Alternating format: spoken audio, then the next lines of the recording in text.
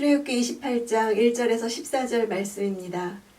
1절 내 형 아론으로 하여금 이스라엘 백성들의 자손 가운데 그의 아들들인 나답과 아비후와 엘르아살과 이다말과 함께 내게 나오게 하여라. 그리하여 그가 제사장 직분을 맡아 나를 섬기게 하여라. 모세가 아닌 아론이 제사장 직분에 택함을 받은 자가 되었습니다. 뿐만 아니라 그가 속한 레위 지파는 12지파 중에서 가장 시시한 족속들 중에 하나로서 레위의 잔악함을 인해 저주 아래 있었죠. 장자인 르우벤이나 그 형제들이 칭송하는 유다나 열매 맺는 가지인 요셉이 아니라 레위를 제사장 지파로 삼으셨습니다.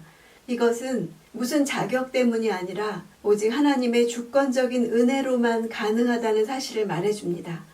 또한 하나님께서 모세에게 이 명령들을 하시고 아론과 아들들을 선택하신 바로 그때 아론이 금송아지로 우상 숭배를 주도하고 있었다는 사실은 더욱 그 사실을 확증해 줍니다.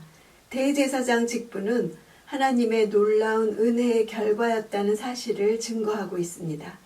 2절 너는 내 형 아론을 위해 거룩한 옷을 지어주어 영광과 아름다움을 선사해야 하는데 옷을 거룩하게 입는다고 영광과 아름다움이 주어지는 것이 아니라 거룩함을 외부로 표현한다는 의미를 지니죠. 사람에게 무슨 거룩함이 있겠습니까?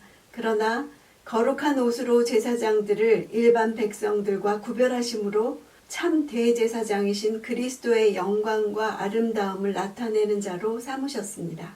4절 그들이 지어야 할 옷들은 가슴패, 에봇 안에 받쳐 입는 겉옷과 속옷, 관, 띠다. 그들은 내 형 아론과 그의 아들들을 위해 이 거룩한 옷들을 지어야 한다. 그래야 그들이 제사장으로 나를 섬기게 될 것이다.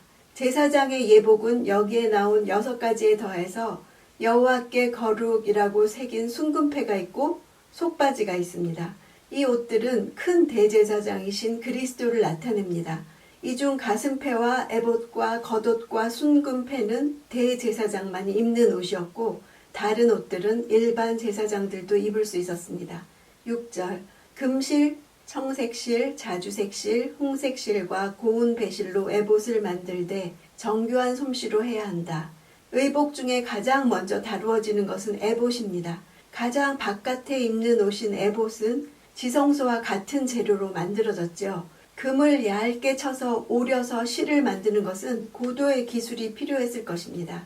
금의 단단함과 광채가 촘촘히 섞여서 옷감 전체를 견고하게 할 뿐 아니라 광채가 나게 했습니다. 금은 그리스도의 신성한 영광을 나타냅니다. 이렇게 지성소와 똑같이 화려하고 아름다운 대제사장의 옷은 영화로우신 모습으로 하나님 앞에서 성도들의 중재 사역을 감당하시는 대제사장 되신 그리스도를 예표하고 있습니다.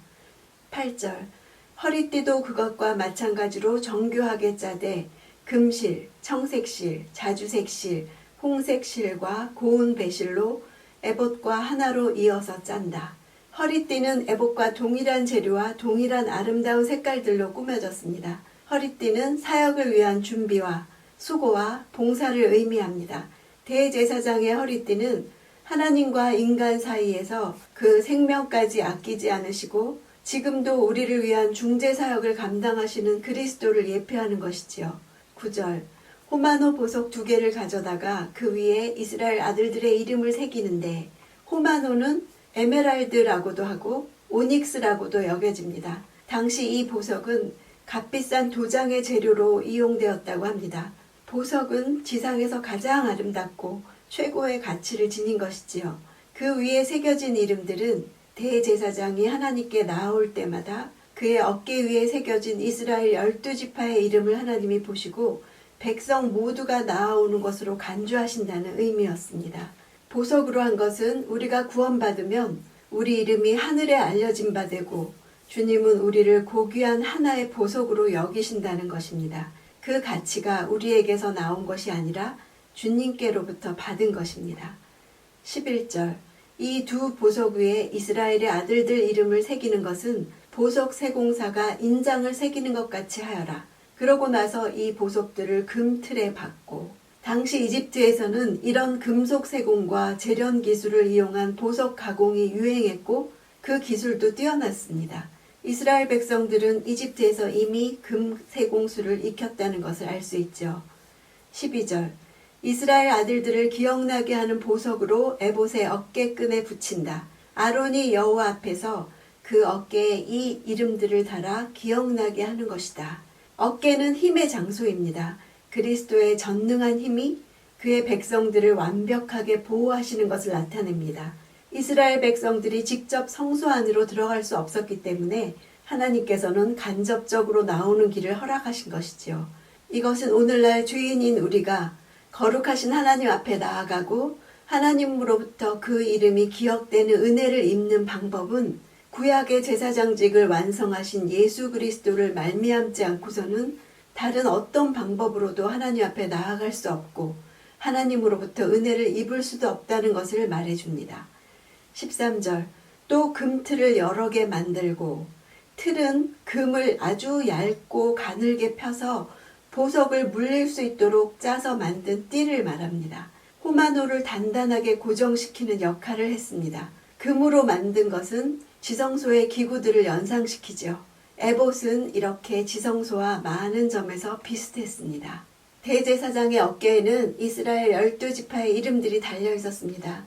모든 백성들을 대제사장의 어깨 위에 올려놓으신 것입니다. 그것은 마치 선한 목자가 양을 자기 어깨 위에 메고 집으로 가는 것과 같습니다. 목자의 어깨 위에 있는 양은 목자의 능력으로 인해서 어떤 일이 있어도 안전하죠. 완전한 안전 보장입니다. 하나님께서 그렇게 안전 보장이 되어주심이 믿어지십니까? 아빠의 어깨 위에 무등을 태운 아이는 누구도 건드리지 못하죠. 두려울 것이 없습니다. 하나님은 대제사장의 어깨 위에 12지파의 이름을 적어 놓으심으로 그렇게 보호해 주심을 상징으로 나타내셨습니다. 오늘 내 이름도 그렇게 하나님의 어깨 위에 있음을 믿는 날 되기를 원합니다.